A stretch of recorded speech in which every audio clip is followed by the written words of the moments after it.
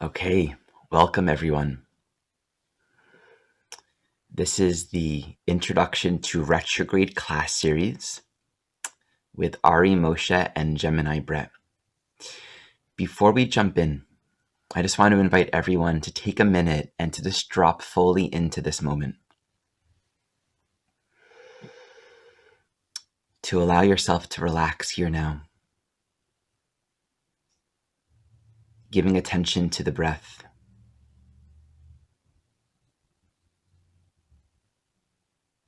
Coming into a space of openness and receptivity.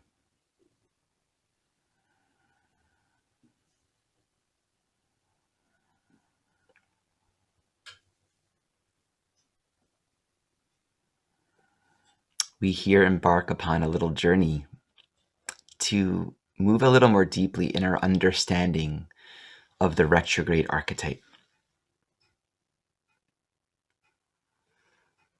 And as per all things in astrology, if we recognize that the natal chart in its entirety is a reflection of the soul's reality, then we have to acknowledge that everything in the natal chart must have relevance.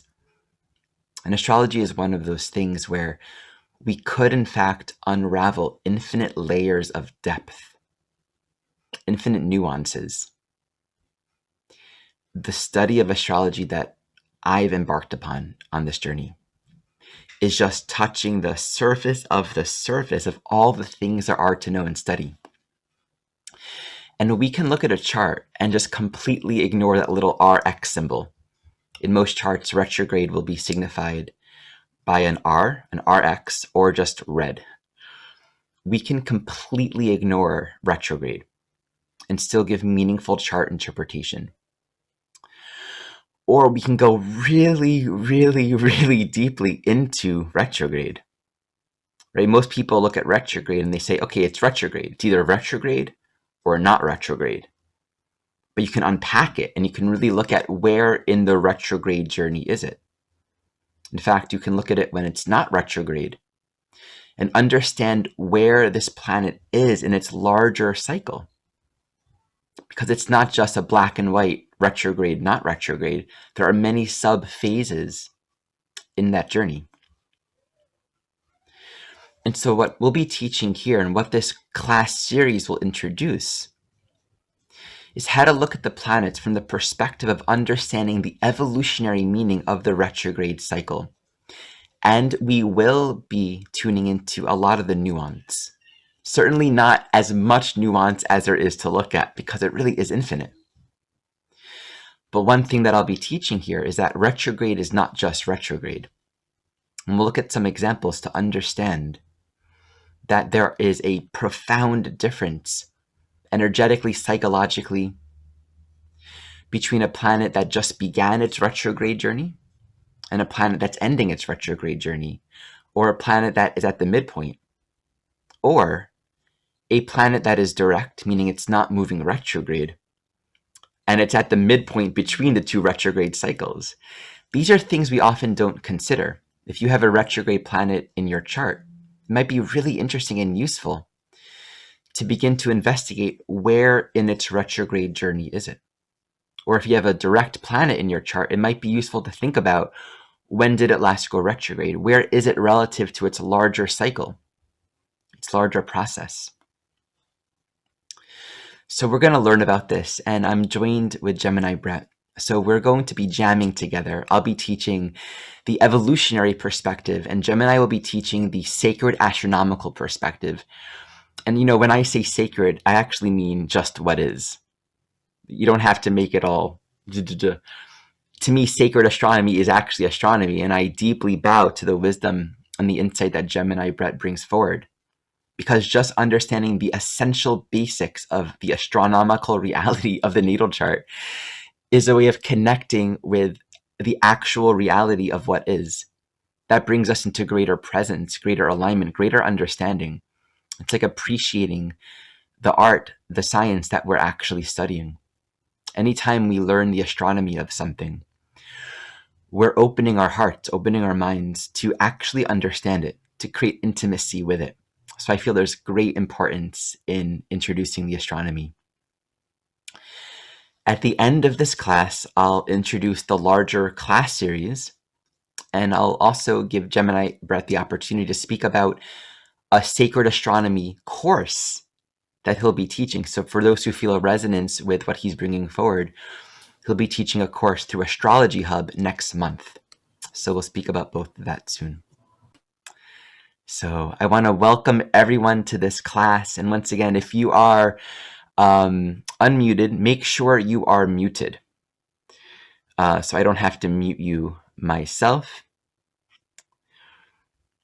And if you have any questions that arise, you are welcome to type them in the chat. And we're going to definitely designate some time towards the end to take some questions.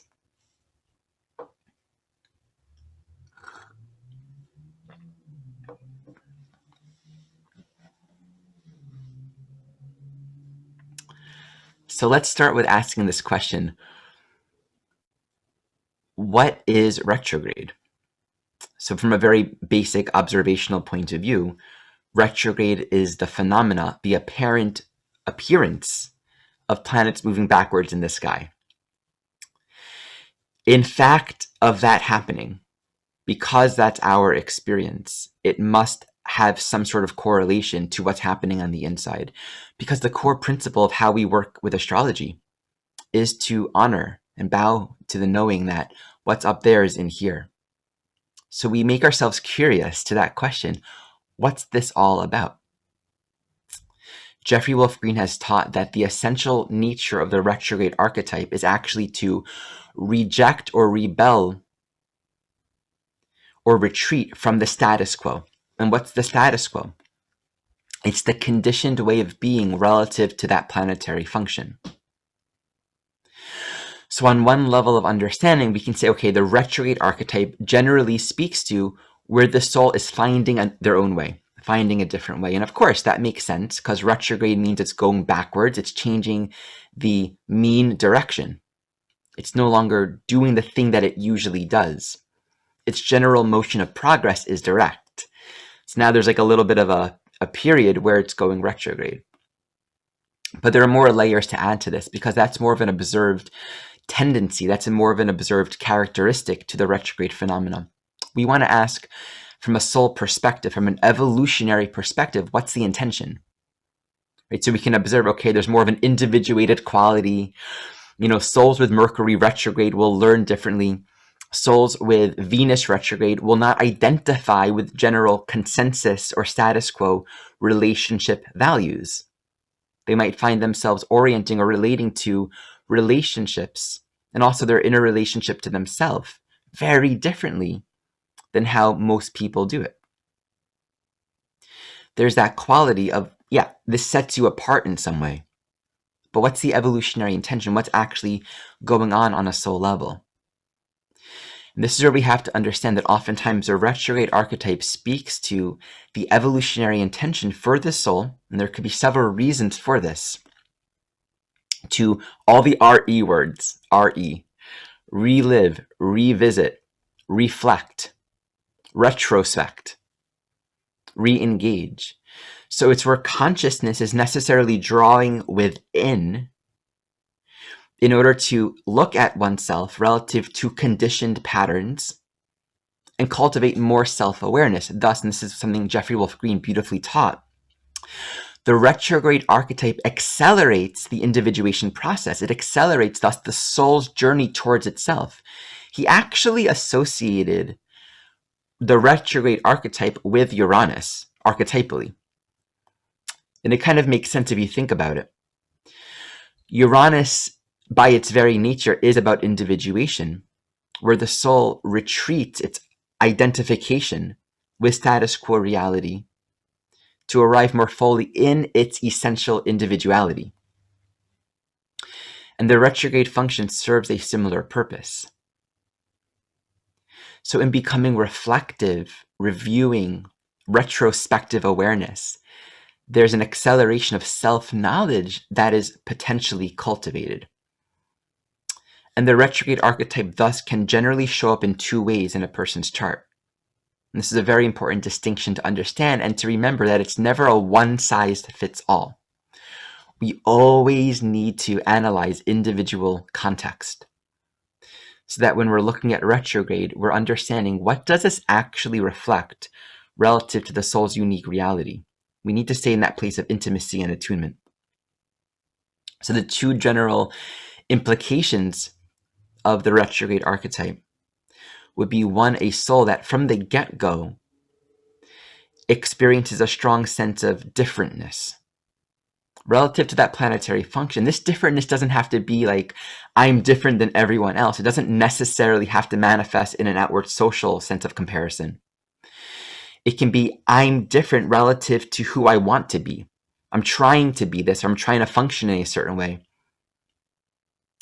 I'm trying to access myself and it doesn't work. And thus there will be an awareness of how other people might operate. There might be some level of awareness of how things generally seem to go. The soul might not be consumed with trying to fit in, but there is that awareness. I'm different. Now, either they're embracing that, and thus their life relative to that planetary function becomes one of deepening into their own individuality.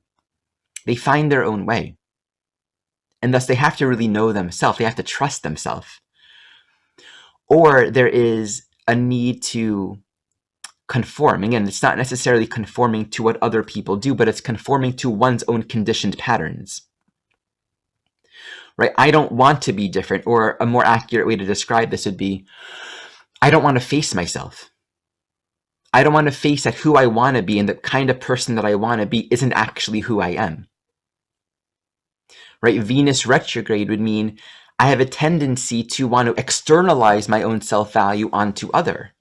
And I don't want to actually go within. Mercury retrograde, I have a tendency to want to acquire a lot of information and data to spread myself thin in seeking more knowledge. I don't want to actually retreat from that and go inside. There can be a profound resistance and thus a quality of messiness in the retrograde archetype, where there might be a learning for the soul to slow down. Right? The slowing down is to cease the external focus relative to the more unconscious status quo conditioned orientation of that particular planet. To cease that, to become aware of one's conditioned tendencies. From an evolutionary perspective, karmically, this might speak to in past lives, and we can't know this unless you know this. Never try to know something that you don't know. But it can often speak to where in a prior life, there may have been a pattern of overdoing it. Very, very often, I had the sense that, for example, Mercury retrograde often speaks to a soul that has overloaded the mind with information. Or Mars retrograde often speaks to where a soul has been overly aggressive, overly identified with that yang masculine function, thus inducing necessarily along their soul journey a need to create the retrograde archetype, where they are in this lifetime learning to slow down. It could be the opposite too. It can be a soul is intending to access, to connect with that particular function, to actually make it more available, more useful, more functional, more alive, more awake, relative to maybe where it was suppressed. Or there is so much conditioning relative to that planetary function that it wasn't owned. It wasn't claimed for oneself. What's very interesting about retrograde as it manifests in the natal chart is we can have two polarized expressions. Right? One is the overdoing it, and one is almost a repressed, hesitant quality to it. We'll find this with every planet: Mercury, Venus, Mars, Jupiter, Saturn. And that repressed, hesitant quality is actually often a reflection of a soul whose consciousness has become more internalized. There's a great sense of, I don't just want to act or be or relate or think or do relative to what I'm used to doing, because that doesn't seem to work. So oftentimes the soul has induced within itself a great sense of self-reflection and self-awareness. So I want to share a couple interesting points about the retrograde planets, because all the retrograde planets have their own dance, and Gemini will speak to this a little more soon. But in their dance, we'll see that the rate at which they go retrograde, how long they go retrograde, are very different. And it's meaningful to just take note of this.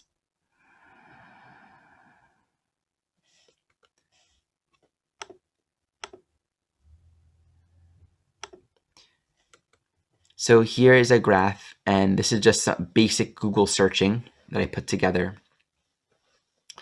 This depicts how many days these planets are retrograde. I realize that I missed Chiron. Chiron will be a part of our series. So Mercury is generally retrograde 21 days. And how long from one retrograde to the next?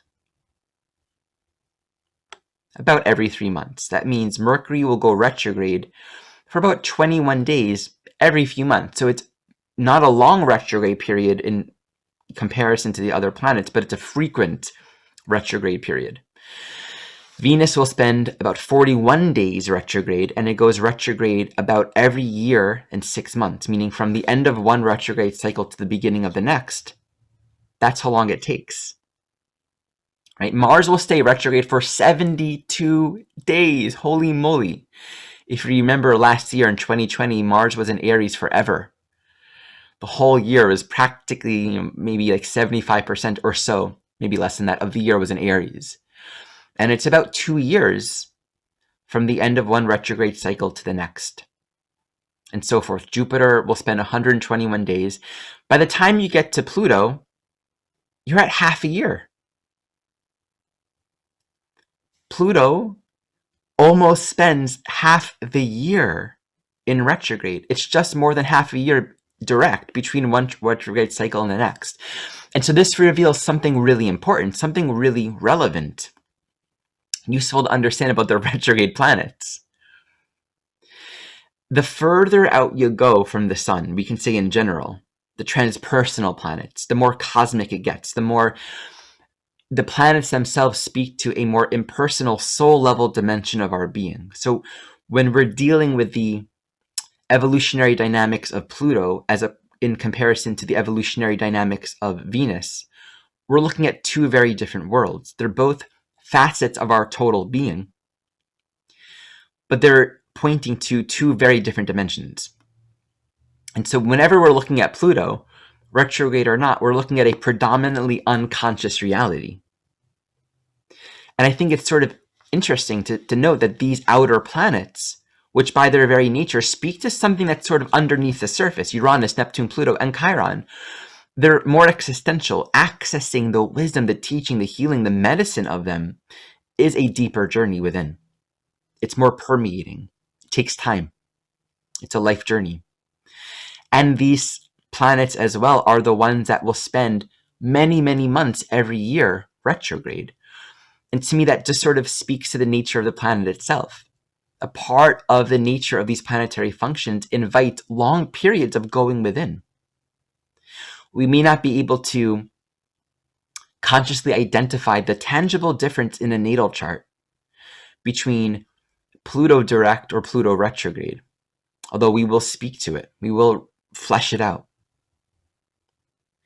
But the Pluto retrograde, the Neptune, the Uranus retrograde will speak to a going within relative to these planetary functions. And thus there's a potential to accelerate, to further move into self-knowledge and self-awareness relative to the greater healing that these planets offer. So in a moment, what I want to do is speak to the different phases of the retrograde cycles. And from there, I'll speak to the retrograde cycles in a bunch of natal charts. So I'm going to speak to stationing retrograde, stationing direct, the midpoint, just wanting to define these particular phases and give some examples of it. Before I do that, I want to invite Gemini Brett to jump in and just introduce some basic astronomy, and then I'll come in and speak a little bit more to these evolutionary aspects of the retrograde cycle. All right, thank you, Ari. Yeah, so much of my work, which I all sacred astronomy, though I'm a student of many paradigms of astrology. A lot of my work is trying to find the roots of these rules that we use, and as I like to say, the proofs of the astrological equations by looking for the delineations in nature. And that, of course, is a tricky thing to do when we get to planets that exist beyond the limits of our visible awareness, right? But bringing back to the old astrology, and I'm really a fan of a lot of the classical delineations now because a lot of them are based upon visibility. And it was a strange thing for the ancients to notice as they're watching the sky a planet slow and stop and suddenly turn around and go the wrong way in its zodiacal motion, right? Which of course is not wrong at all. It's part of nature. But part of human nature, especially those watching the sky and trying to map this whole thing, is to know how and why it is, right? And so this was something that could not be explained, planetary retrogradation, in the old geocentric or earth-centered model.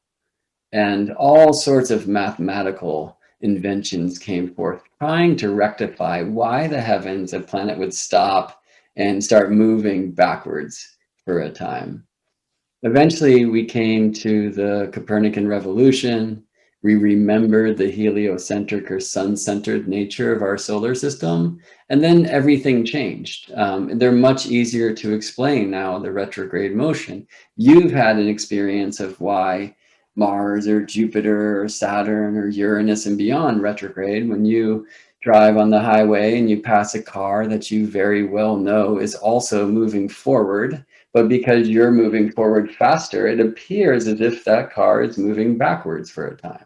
And that literally is why we see Mars station retrograde. It's Earth passing Mars by.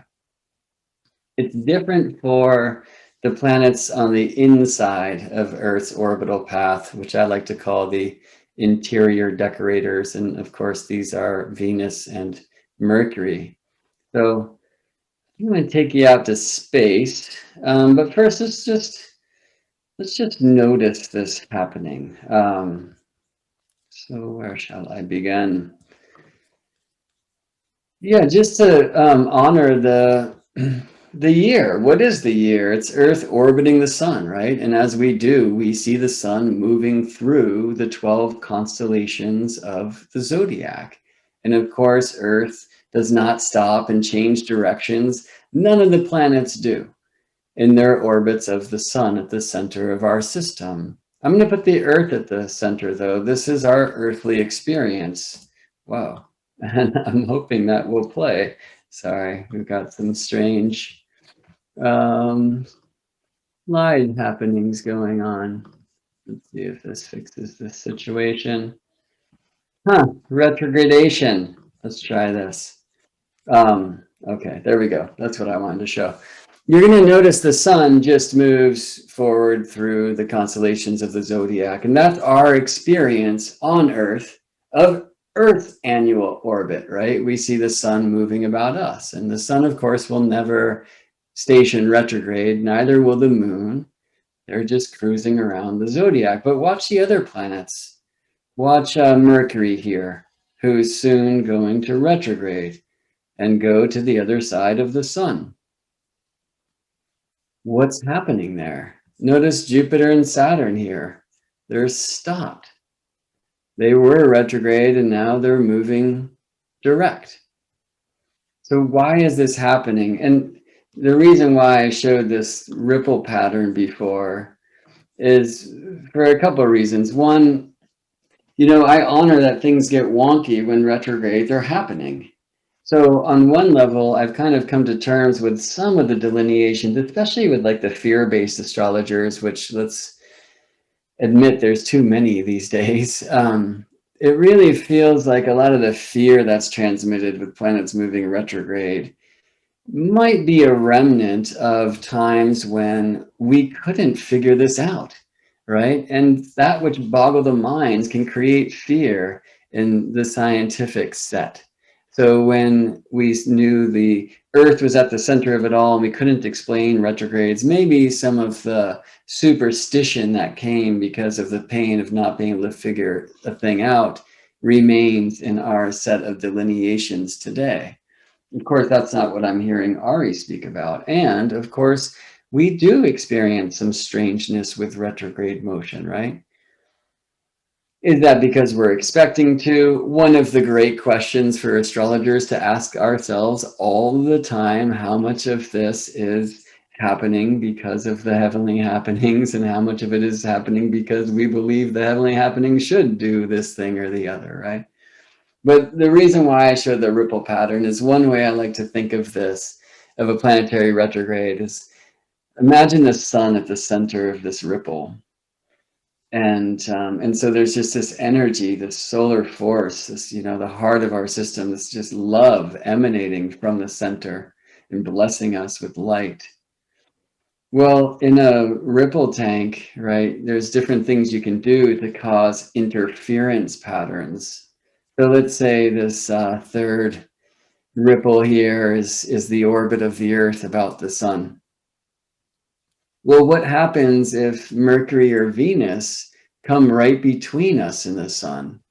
In the ripple tank, this causes interference. It, in a way, would interfere with that love light that's coming to us from the center.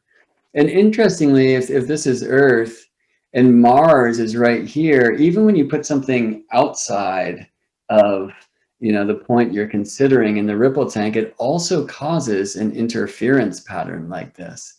And so one of the things that I feel is happening when planets retrograde is there's this like interference pattern. Mercury comes between Earth and the sun and it maybe blocks a little bit of that love light that comes from the center. So I'm going to bring you to a really wonderful place online called Solar System Scope, where you can play for free, solarsystemscope.com, with a heliocentric or sun-centered model of the solar system. It's super fun to do this and compare it to, like a chart of the moment. Like in the chart right now, we see Venus aligning to conjoin the sun.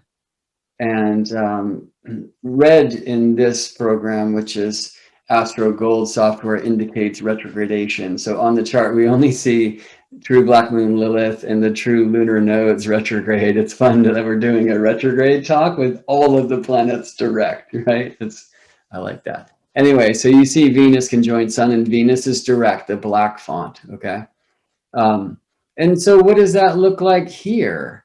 It looks like, from Earth's point of view, Venus and the sun aligned. Now, it's a very interesting time in the Venus cycle. Sorry, the zoom is out of control. Because Venus is as far from Earth as possible, literally on the other side of the sun, which is why this is called the exterior conjunction of Venus, or in the old terms, the superior conjunction, which does not mean better than, it means above. See how Venus is like above the sun here from Earth's point of view. There's no telescope on Earth that could possibly see Venus at this time.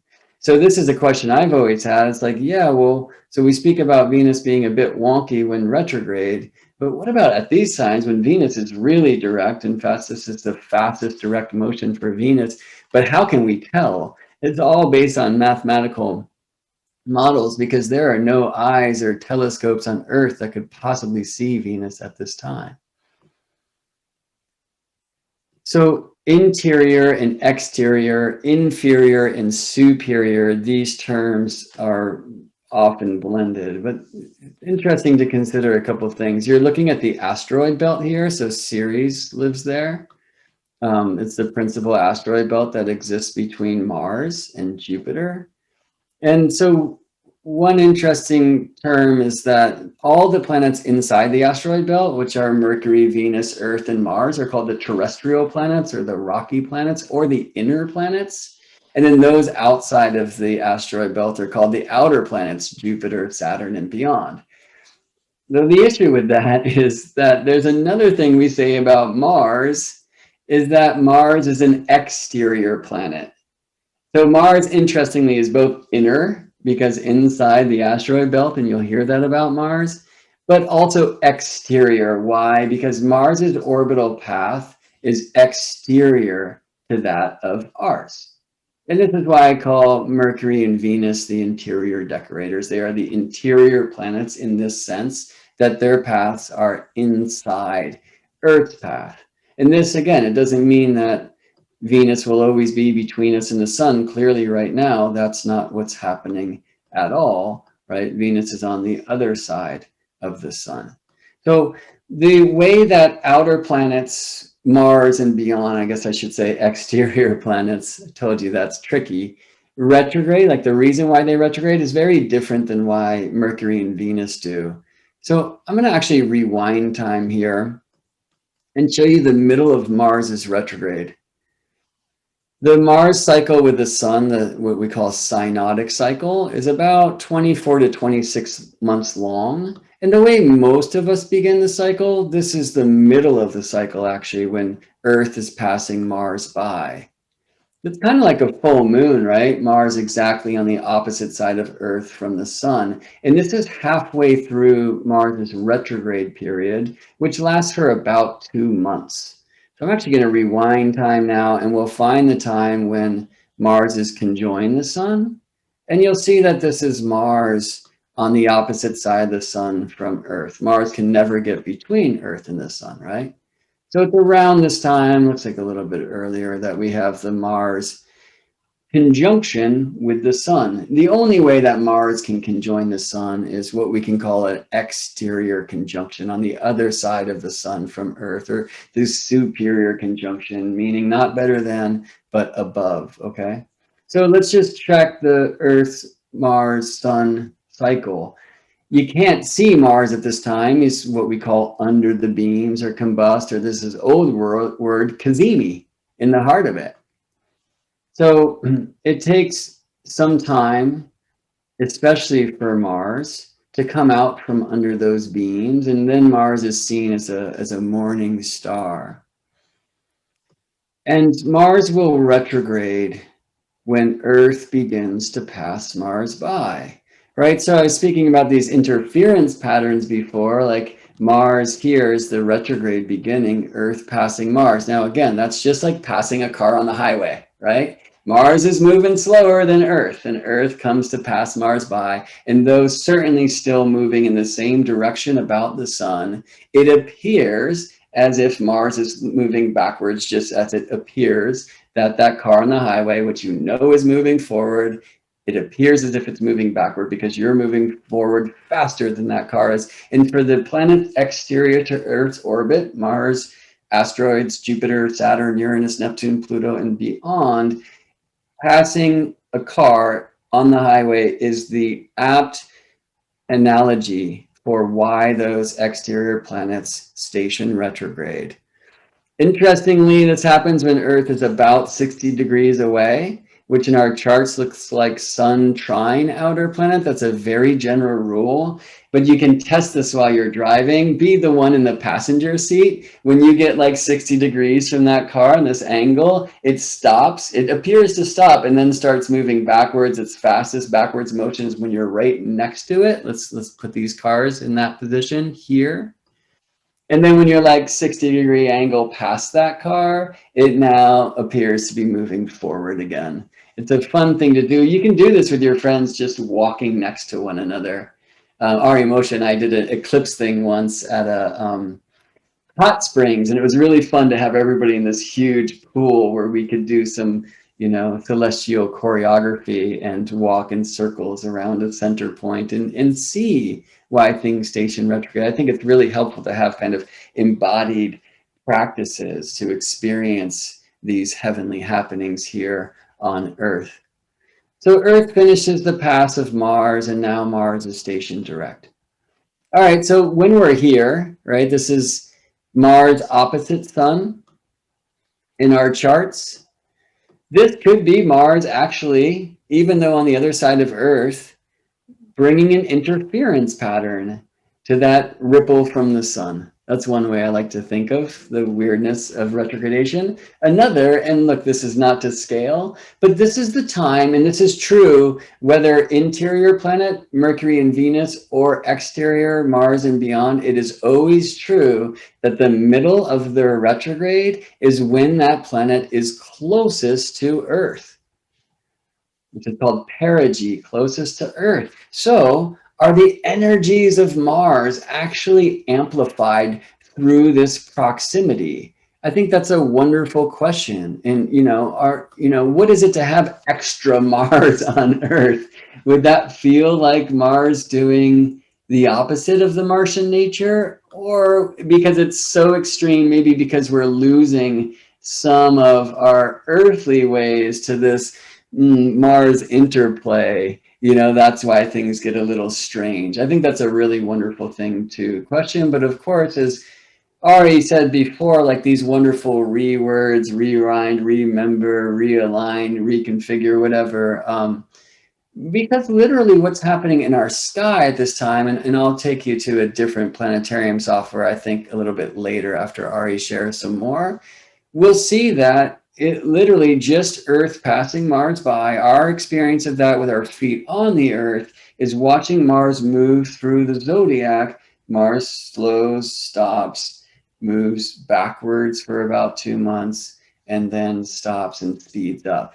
There's a lot of other things that are happening at that time that I think are very important to show too. But let me tune into the inner planets. So of course, the most famous would be Mercury retrograde, right? We had our most recent one in the sign of Aquarius.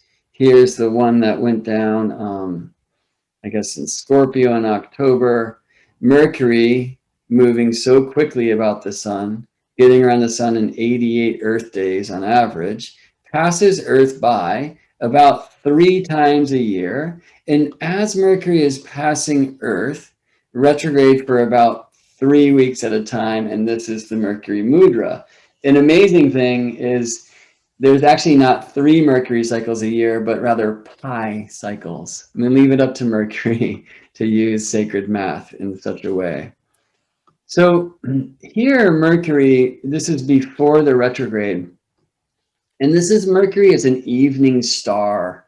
So a way I can show you that is Earth is spinning this way. All right, so the folks who are on this side of the globe in this moment I have shown are experiencing the sun at the midheaven. And the folks, of course, over here are in the middle of the night side of Earth, right? So that's the sun at the IC. The Earth is spinning this way. So folks on the right side of Earth, the way that it's shown in this graphic, are just spinning into the light. That's where it's sunrise. And folks over here, it's sunset. But Mercury has not set yet, right? We have to spin a little further and we draw this perpendicular line to Mercury. So this is Mercury on the evening star side of the sun. Now watch what happens as Mercury passes Earth by, and this is apparent retrograde motion for a different reason than Mars, and I'll share that with you in a bit. Mercury is now moving through the conjunction, or the cazimi, in the heart of it, the retrograde Mercury conjunct Sun.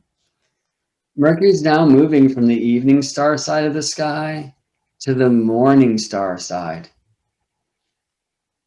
So this is a very important transformation, you feel? And now Mercury is going to go behind the sun, the exterior conjunction or the superior conjunction, and then about 2 months later, the next interior conjunction, or the old word is inferior conjunction, not meaning lesser than, but rather below.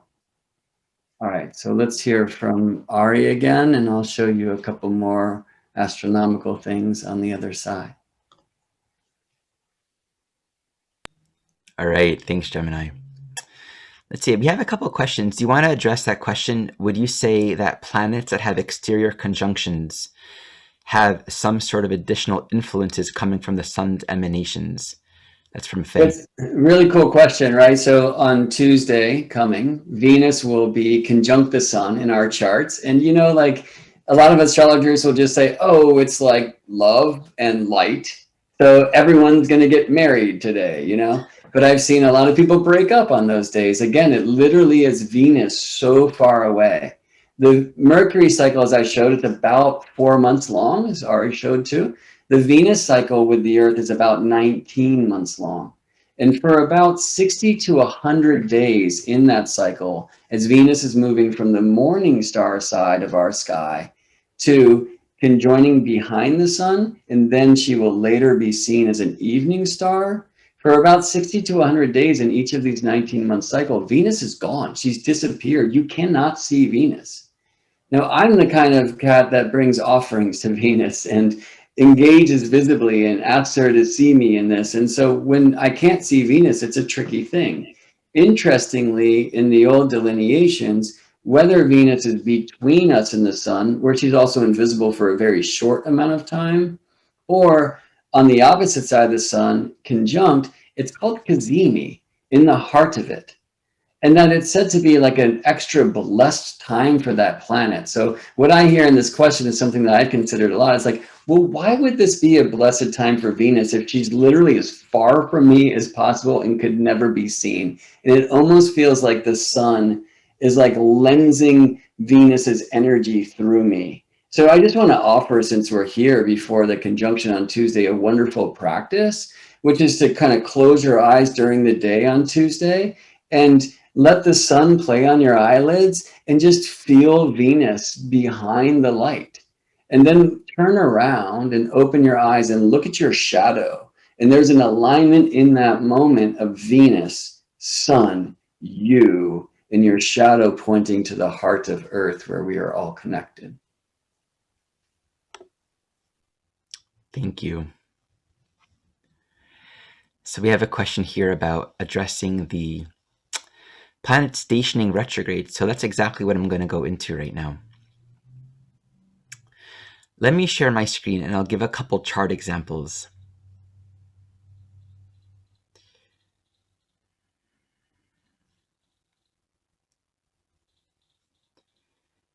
If you remember last year, there was a whole lot of retrograde activity for a good long time. There was a period where pretty much all planets were retrograde, and then all the planets at the same time were direct.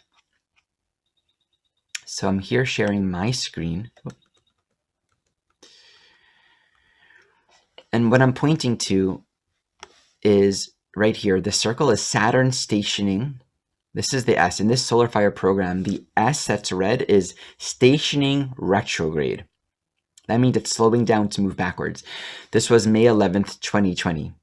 So it was stationing retrograde in Aquarius. For those that remember, it entered Aquarius, then it went back into Capricorn for a while, and then it returned to Aquarius where it is now. So I just want to give a little case study for how this was experientially experienced. And then I'll define the nature of the retrograde stations. Saturn stationing retrograde was at a time in my life where I was beginning to separate myself from a particular path of teaching, of community involvement. And, we're looking at my fifth house. Aquarius in the fifth house is someone who is seen as an astrologer. It's actualizing. And what's the ruler of my Uranus, of my Aquarius? Third house, Uranus. Sag in the third house, conjunct the sun, that I have a purpose to teach and share astrological insight or higher knowledge that pertains to a greater cosmological understanding of who we are, right? So Aquarius fifth house speaks to how I'm self-actualizing my purpose and in a way that reflects my own soul individuality. Whenever you have an Aquarius transit, it's going to emphasize your Uranus in your natal chart. And so during this time, I was experiencing a movement, a slowing down of an existing community involvement, and actually beginning to realize I need to start doing my own thing.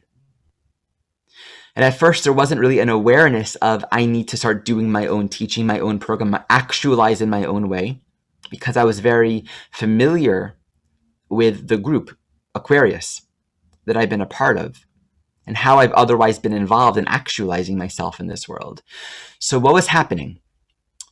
When a planet stations retrograde, you could actually think of it as the planet's conjunct itself, because it basically stops. We have the experience of it stopping and then it begins to slowly turn backwards, and it builds momentum. So there's this window as it's moving to stops, and then begins to move retrograde, where it's very, very slow, almost to a standstill. And so what's happening in consciousness during that period is the way that we are familiar with being relative to that planetary function is coming to a point of slowness where the momentum that we've otherwise put into it needs to cease. And this is generally experienced in one of two ways. With any planet, there can be an anxiousness or an anxiety, even a grief, that manifests psychologically during that time. Because we're used to going a certain way. But the evolutionary requirements, the flow of life, the nature of the Tao in that moment is to slow down. Something is changing. There's new information, there's new awareness emerging within consciousness that we haven't yet seen. We haven't apprehended this greater level of understanding. And so as this planet slows down, we can feel a sense of losing control, actually. Because life isn't going the way we anticipated it would go. The flow of life isn't where we were conditioned to think of it as going. Or we can experience it as this really amazing opportunity to go into retreat, slow down, reconnect, recenter, and realign with what's the path right now. Because the phases and the cycles of life are constantly inviting us to come back home to ourselves. Not to stay in control relative to how we want things to always go all the time, but to be with what is. And this question that Gemini pointed out, where we have to always ask, are we making it this way by our expectations, or is it actually happening?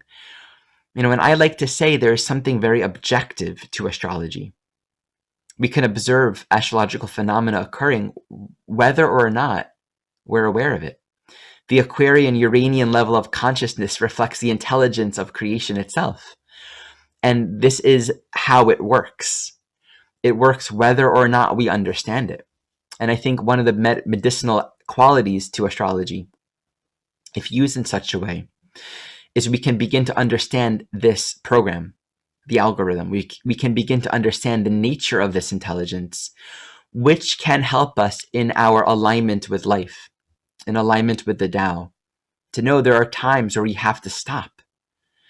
There are times where we have to acknowledge, wow, I have to let go of control right now and see what this time is inviting. Okay, so that's the station retrograde experience.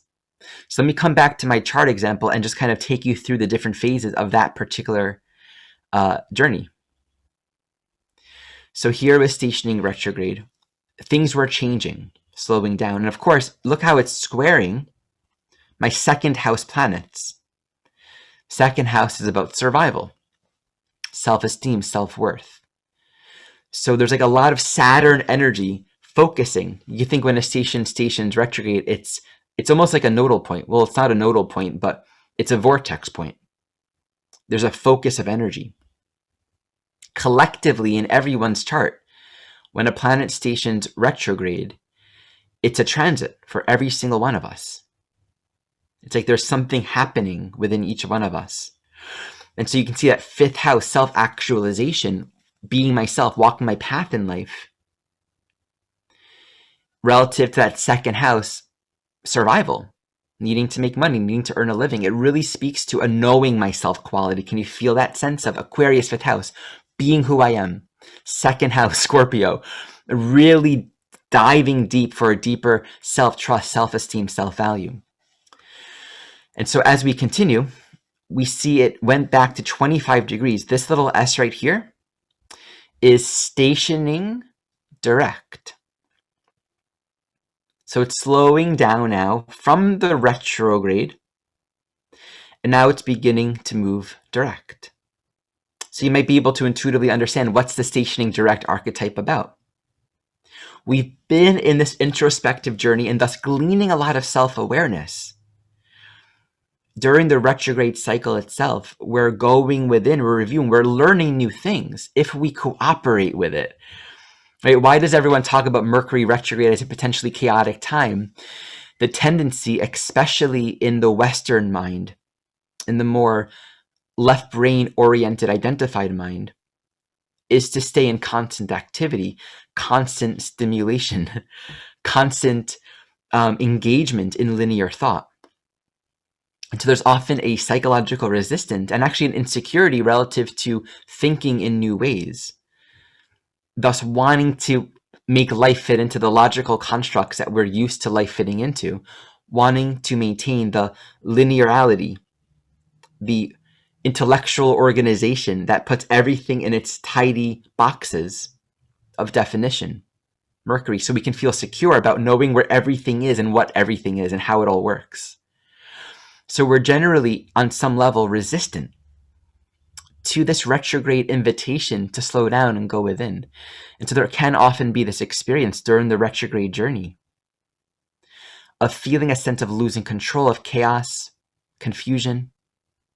And relative to that planetary function, what's Saturn? That can be depression. It can really heighten and emphasize where we are not in alignment with creating the structural reality, Saturn, that is relevant to enact our own growth, to do what we're here to do. So we can see our Saturn stationing direct, that's in September of 2020. That was a point where during the entire retrograde cycle, I've kind of left the community associations, the ways in which Saturn, Capricorn, 5th house, I've otherwise actualized. Capricorn in the 5th house is actualizing your career, making a name for yourself with the work that you're doing. Realizing, okay, I need to actually make a name for myself and to trust myself as a teacher, as a leader, actualize my work in this world. And so that was what was beginning to happen. And that introspection is, how am I going to do this? So Saturn stationing direct, any planet stationing direct, brings this emergence of insight and awareness, but there's insecurity there generally because we don't yet know how to do this. So the energy of it beginning to build momentum, but first stopping before it begins to go direct again, it brings the sense of, I don't know how to move forward. There's a lot of self-knowledge here. How do I do this? There's a hesitancy and a slowness. Actually, if we jump too quickly, we may not allow ourselves to really act from the highest wisdom that we can possibly act for. A very common experience with Mercury stationing direct. Oftentimes, there's a lot of development that occurs during the Mercury retrograde cycle. Making plans, organizing things, setting the agreements, looking over details. And then when it goes direct, you can launch, you can start it. But that itself is just the beginning, meaning it's a launching. The whole experience, the whole plan, the whole process, right? It can be as simple as you're signing the contract, but the work begins. And that work is going to be seen as that planet builds momentum. And so what happened?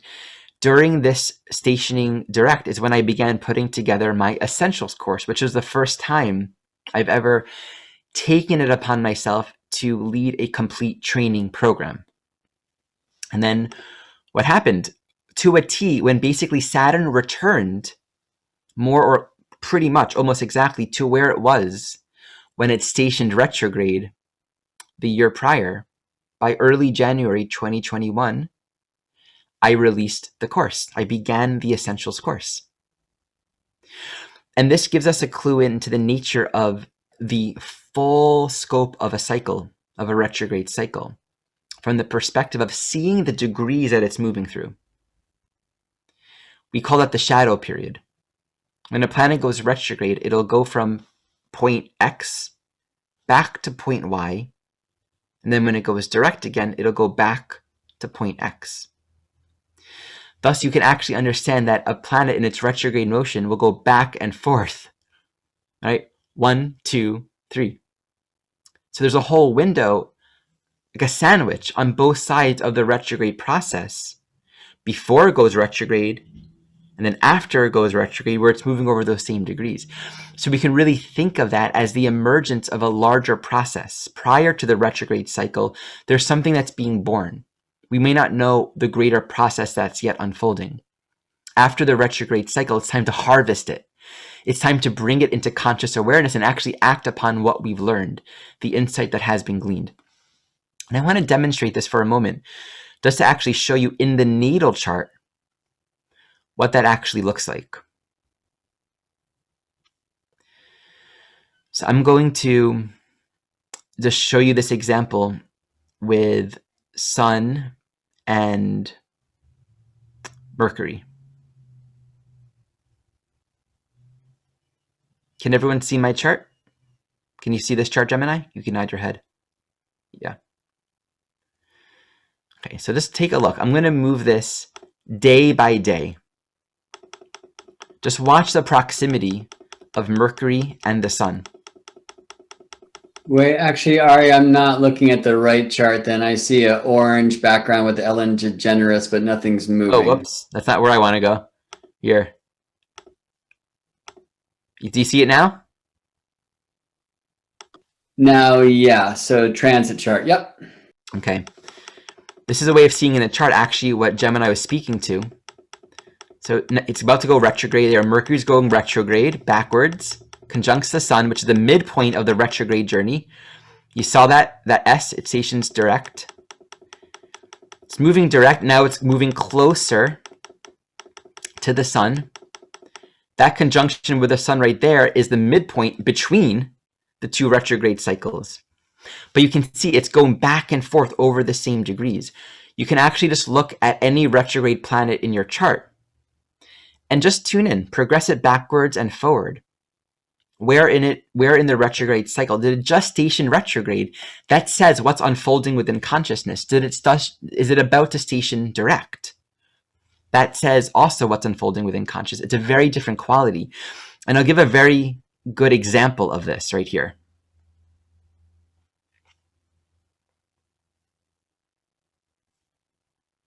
Let's see. I don't think I'm sharing the screen.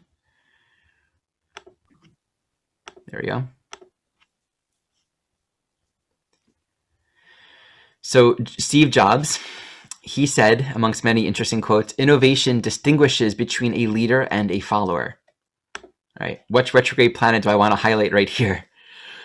He had Mercury retrograde in Aquarius, and it was stationing direct. In the Solar Fire program, it's going to be a red S when it's closer to the retrograde, and then when it's closer to the direct, it'll become a black S.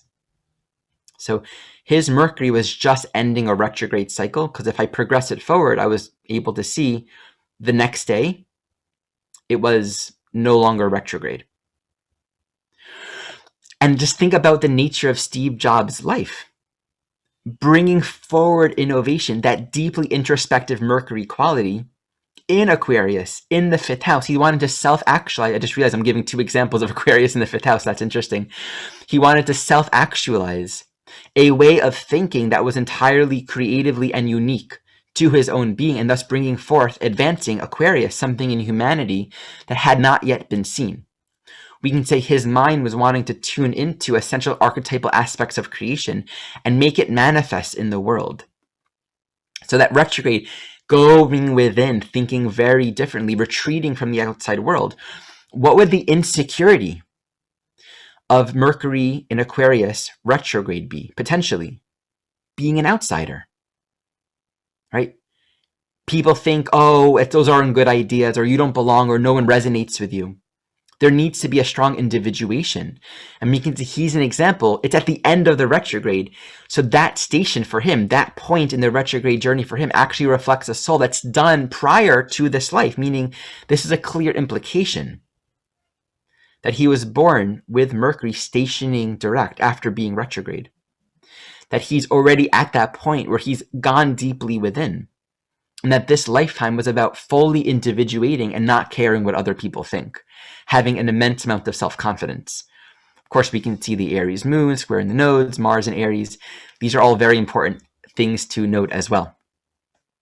I want to share a couple other interesting points here. Just taking note that Bernie Sanders, he was born with a Mars retrograde in Aries. Again, 5th house. That's interesting. And he's known for fighting, right? He's an activist. always fighting for a greater cause. But this Mars in Aries retrograde is a very important archetype to speak to. And look what happened in the 2020 presidential run. I'm just highlighting here that we have Mars and Pluto. Mars was moving to a square to his natal Mars. This is March 20th. This is when he lost South Carolina. This is basically when he was on this trajectory of winning, Mars winning. And then the establishment sort of, created this whole scheme where all the energy was put behind Biden, and then Biden won. And then all of a sudden he had all this momentum and he lost it. And so Mars in Capricorn, this energy coming from the establishment and losing relative to this Mars in Aries, there is a lot of insight to be gleaned here. And I don't want to go and speak about his psychology and delve into his own chart, but it's very clear looking at his life that, and he's often been known as angry, right? Because he's fighting for injustices. He's fighting for a cause. But he's also needed to learn, this is a very clear observation for anyone that just watches him, he's needed to learn not to react, Mars in Aries, not to react from that anger, because it's not constructive. To be reactive is not to actually be constructive and get anything done. So I would suggest that this itself has been a very important learning journey for him, and thus actually being able to experience his Mars is opposite Libra, Venus, injustice. And by the way, this I should be clear, this natal chart isn't, the time isn't certain. In my own little rectification work, it feels pretty solid to me, but it's not absolutely verified as the birth time. So you can see these transits, we're all thinking what would happen when Mars went retrograde in Aries. But even before then, you can see that there are these transits that can happen to retrograde planets that are almost faded in their nature, right? They're pointing to a certain quality of embodiment and growth that is necessary for that time.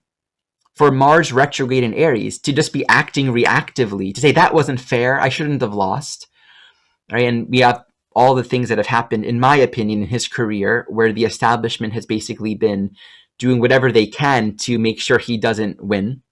There's been a lot of that in my perspective, right? But at Mars Aries retrograde, there's like a karmic block to getting anywhere in acting from a place of anger. And so this is something that I often find with Mars retrograde, right? Learning how to use that Mars energy constructively, even if it means that really intense Mars experience of feeling blocked. One of the worst experiences for Mars is feeling like that where we're trying to go is being prevented, that our freedom is being obstructed.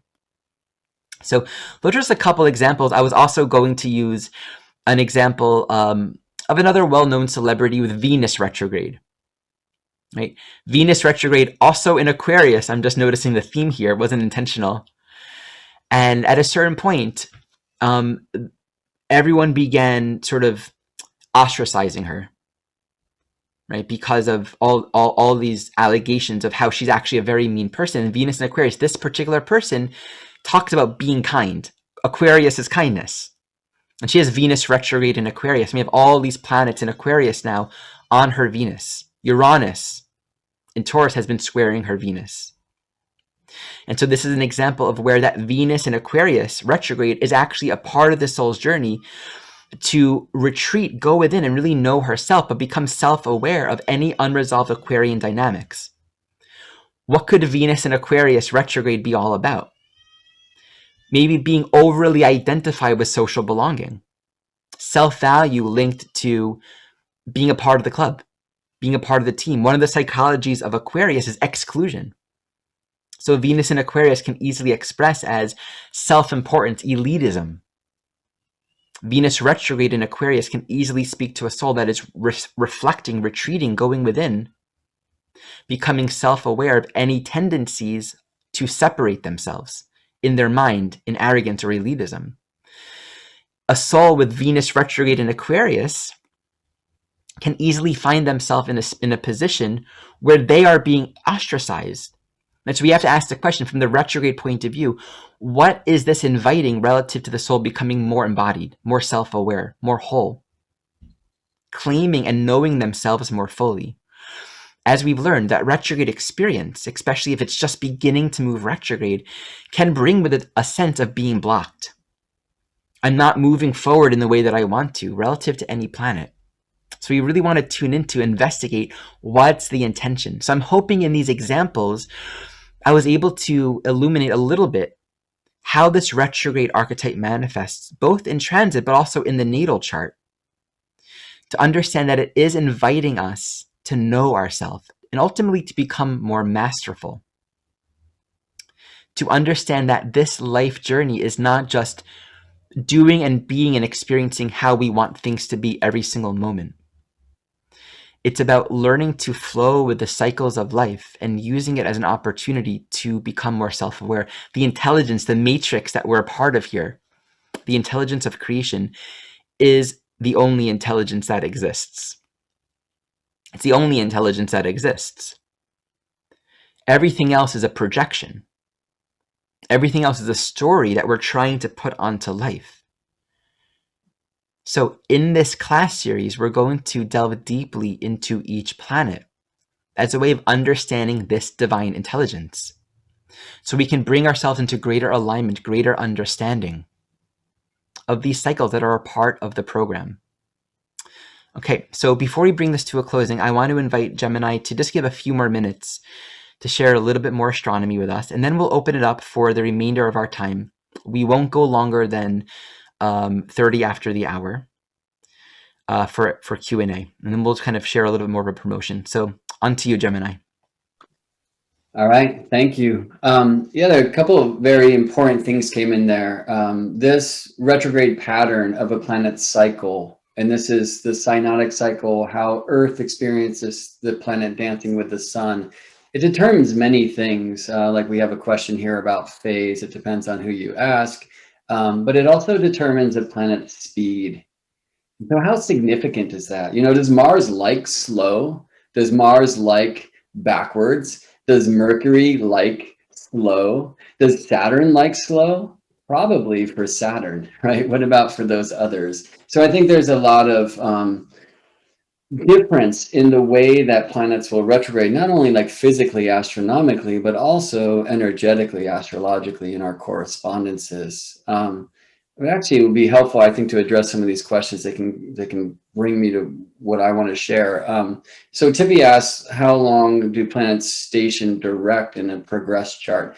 It totally depends on your settings, because really the station is in a moment.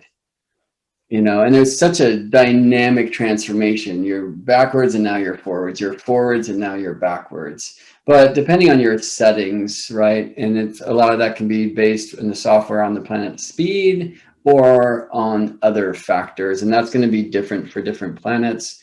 She also asked, what about in solar arc charts? In solar arc charts, nothing ever retrogrades. Everything's just progressing at the same rate as the progressed sun, which only moves direct. And there was a comment before, by the way, I said Tuesday for Venus conjoined Sun. It's actually Thursday. It's March 25th. And here it's almost at midnight. And so I'll be experiencing and playing with the light during midday, right? Probably on Thursday, Friday as well. And when I wrote something about that, Adriana responded, oh, now I get it. You do this physically. Yeah, that's what I'm about. I'm really about going out and having a physical practice with the sky, so I can bring this information from the mind into the body mind and meet somewhere in the middle, because the art of the chart starts in the heart. So let me just share one more interesting thing. Where do we want to be? Not there. Okay, so here is this moment now. And Mercury is on the morning star side of the sun. That's an important thing to be able to see when you're starting to engage with cycles, right? This all has to do with the primary motion, planets rising in the east and setting in the west. And so the planets that rise before the sun are on the morning star side. And when Mercury's on the morning star side, this means he's about to start picking up speed and go under the beams, if that hasn't happened already. I want to show a thing that Ari spoke to before, because it's an interesting thing to see. I'm just going to turn this to a 0 Aries wheel so it's a little easier to track. So So let me just play with some buttons real quick. And you know what, let me just show Mercury and the Sun. So here's Mercury's recent station, right? So he's retrograde on February 20th and direct soon after, on the same day. Station direct on February 20th. Now, Mercury's speed at the time is going to be 0 degrees per day or per minute, right? He's literally stopped, having been retrograde, now putting the brakes on, parking the car, and shifting to drive. Well, the sun is clicking along always at about 1 degree per day. So even some time after Mercury stations direct, though Mercury's typically moving faster than the sun, that's not true at this time. The sun's moving 1 degree and Mercury's moving 0. So it takes some time after the retrograde to direct station for Mercury to pick up enough speed, right? You can see the speed increasing here. And you can also see the phase angle between Mercury and Sun increasing because Sun is actually moving away from Mercury until Mercury matches the speed of the Sun about here. And that's called maximum elongation. And then from there, you're going to see Mercury chase the Sun down. He's direct. So I hope you can see that this means Mercury moving behind the Sun and now on the morning star side, or evening, and now on the morning star side, right? That's what the retrograde does. So I just want to finish here. Let me show one more thing. This is this moment now, Mercury on the morning star side of the Earth, and soon will go behind the sun and then appear on the evening star side. One thing I want to show is that the ecliptic plane is for the Earth and the sun alone. I mean, generally speaking, it's the plane of our solar system, but all planets have their own path. And so as they're doing this retrograde direct thing, they're often crossing the ecliptic too. And they're very dynamic. We see often these drawings of like the shadow period of a planet just kind of moving from here in the zodiac to there and then going back and then going direct again. I just want to trace the current Mercury cycle here in Stellarium software. So you can see how like dynamic a retrograde loop is. Here's one of the retrograde loops right there at the bottom of the screen. So look at that beautiful shape that Mercury just traced.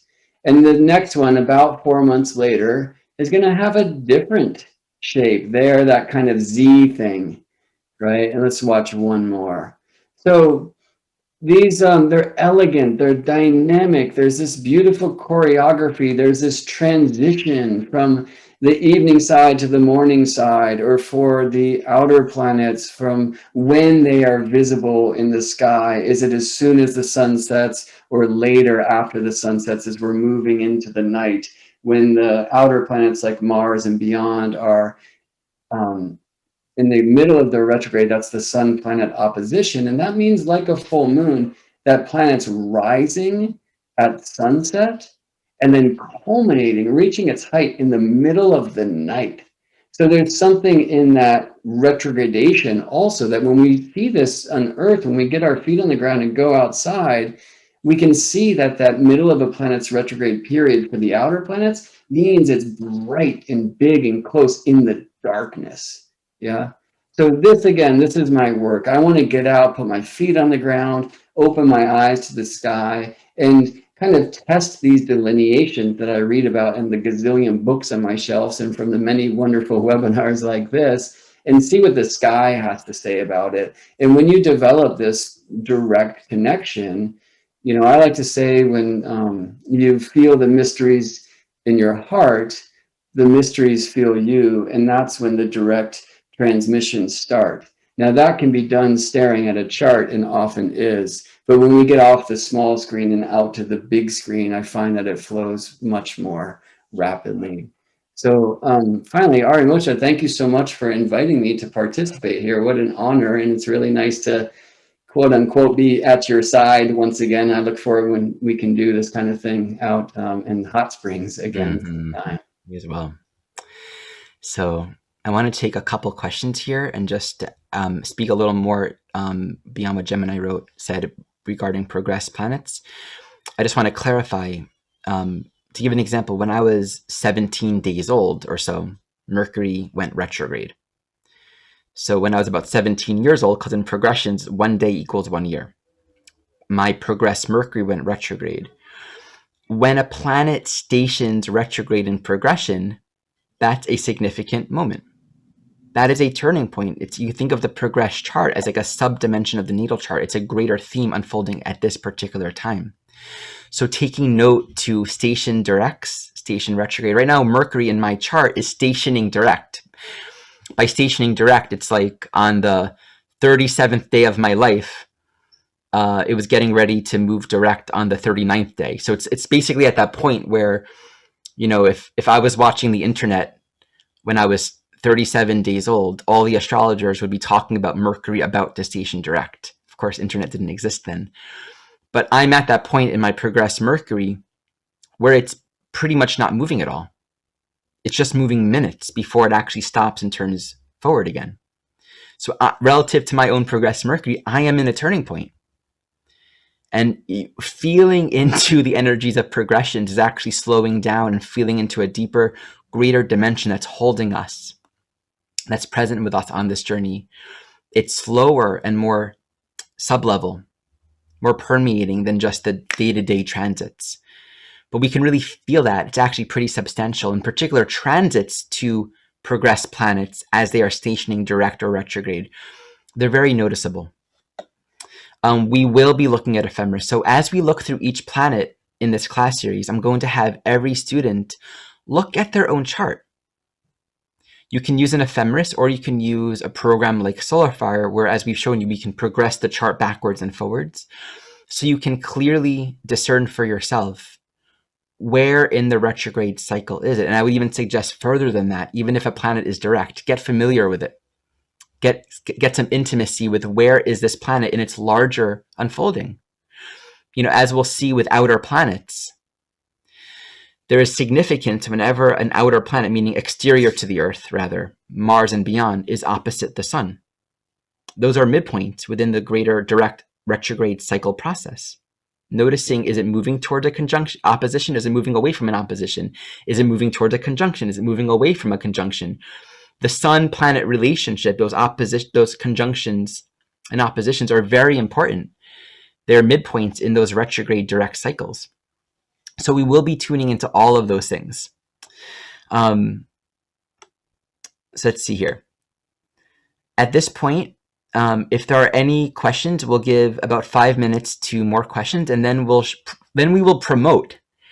And I'll show you a screen of the site that has just been launched. Just now, I was doing some last-minute texting with my wonderful web developer and also astrological colleague, Tim, who has been helping me build this site.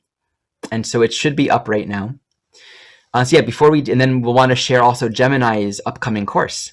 So anyone have any questions, you're welcome to, this will be on YouTube, just so you know. You're welcome to unmute yourself if you want to vocalize them. I have a really important question. Can you please send me Tim's contact if he's interested in having another client? Oh, I will. Right, thanks.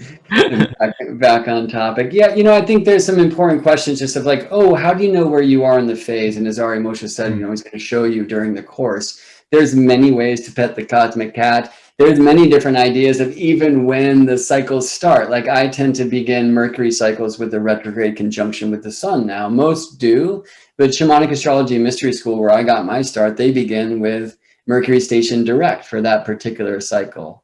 So I think it's good to learn many of these things and then feel what most agrees with you. Tracy, Gemini does do outdoor retreats, and when I start doing retreats, Gemini will be there to lead such things, to lead outdoor activity, to look at the stars. It is so powerful, so cool. Carolyn, what is your question? You're welcome to unmute yourself if you'd like. Okay, I did.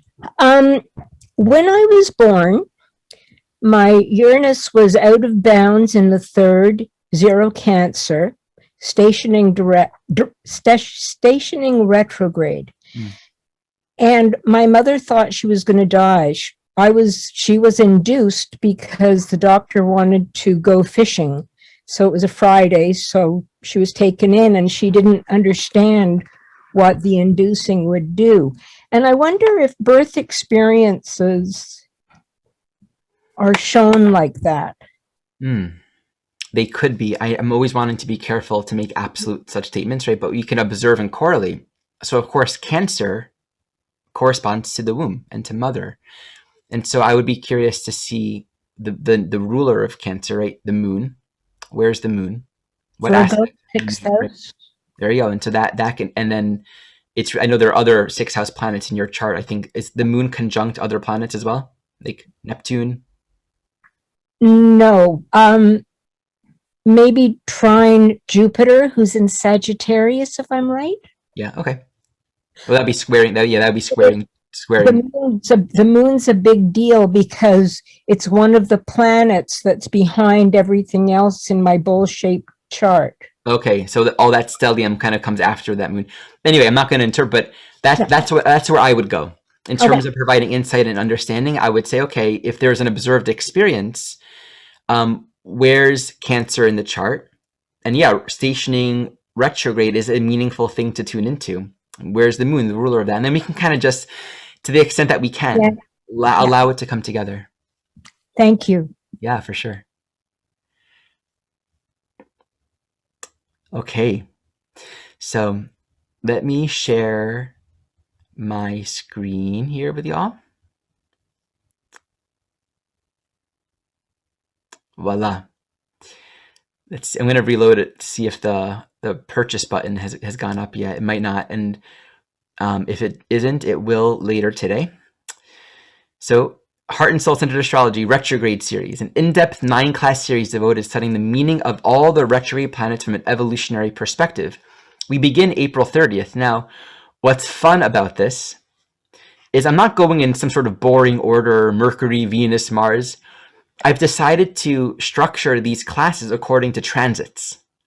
So when are there particular transits that actually relate to these retrograde cycles? Let's learn about the retrograde archetype for these planets when it's actually happening. So we'll start with Uranus. And I tried to find a way to make it one a month. And I think I did pretty good at getting it all organized. So Sun-Uranus conjunction. This is April 30th. And the Sun-Uranus conjunction, this is before Uranus goes retrograde. You can think of the Sun-Uranus conjunction as the midpoint from one retrograde, the end of one retrograde cycle to the beginning of another, right? And then basically they pass each other, they separate, and then Uranus starts to kind of begin to slowly slow down, and then it begins to go retrograde. So we're at the midpoint between retrograde cycles. So we'll learn about Uranus retrograde on that day. Saturn's about to station retrograde. So we're going to be at that point on May 21st, collectively, where Saturn is slowing down. A lot of deep learning, a lot of deep healing. A new phase opens up for us during that time. Mercury's about to station direct. It's at that window where we've been in that retrograde period, a lot of learning, re-evaluation, reviewing things, organizing, and it's about to move forward, and so forth. So I'm not just excited to teach this series, I'm also excited about the days that I'm teaching this series, because this will allow us to stay in presence with the direct experience of what's actually happening right here and right now. I am offering a 15% discount just for the next few days until March 4th. So everyone who's here, everyone who's watching this video, if you are called, this is the time to take advantage of this opportunity. So normally it's $230 and I'm offering it right now for $195.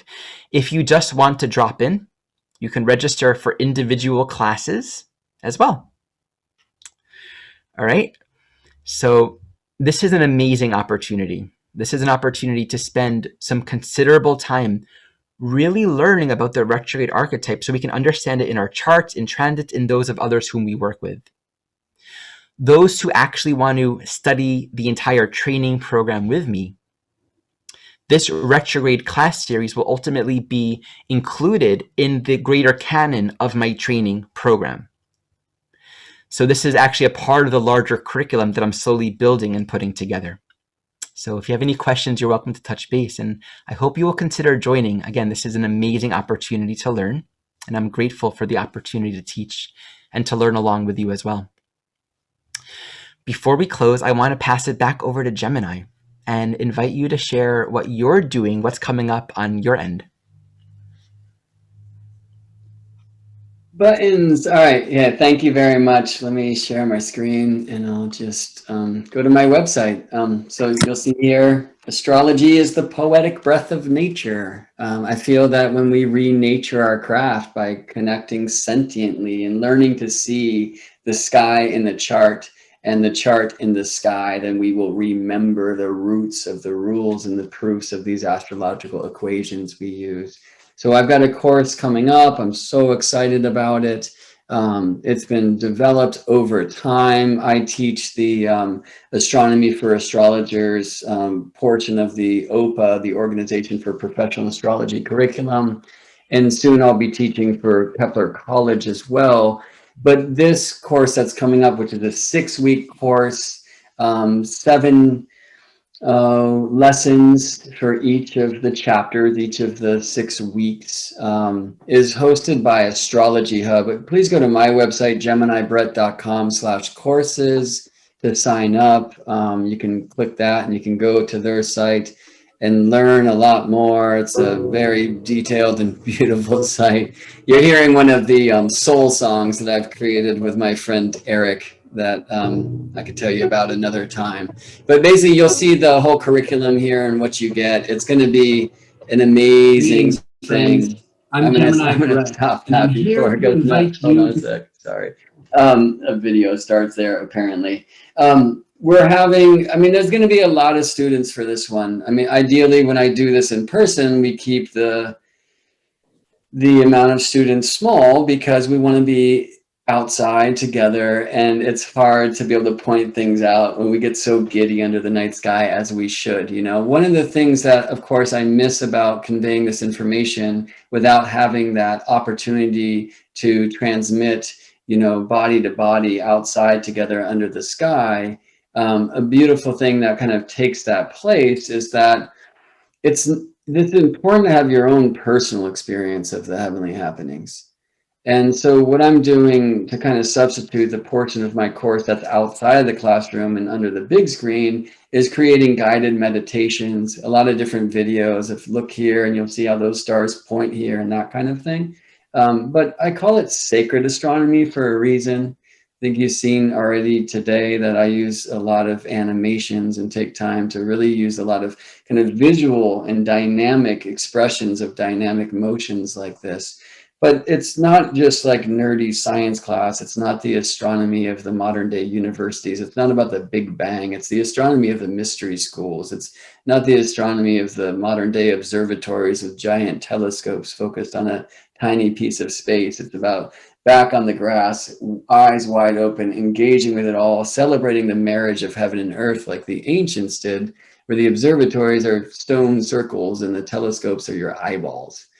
So if you want to know how the chart works and reconnect that sky piece, the principal devotion of this 6-week course, the level 1 of my training, is learning to see the sky in the chart and the chart in the sky, because the chart is a map of the soul, absolutely, but it's also a map of the sky. And if we can reconnect to that sentient, measurable piece, we can have a greater, intimate understanding of the immeasurable, the qualities.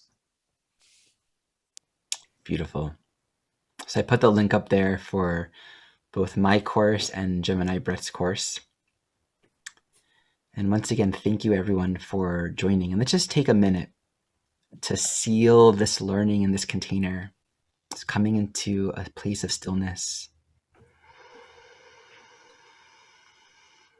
Retrograding our mind and our attention back within.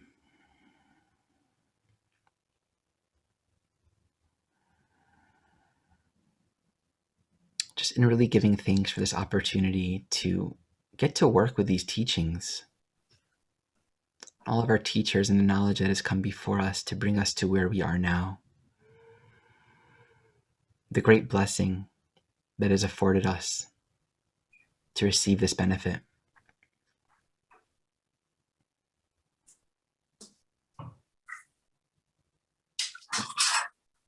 And with that, much love to you all. I just remembered something too. For those that do plan on taking a future training program with me, I will be, again, including this course series.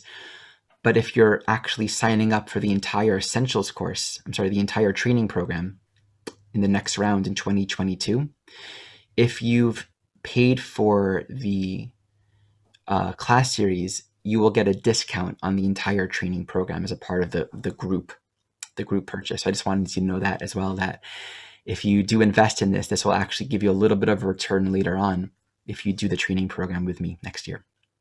Okay. Much love to you all. Bye.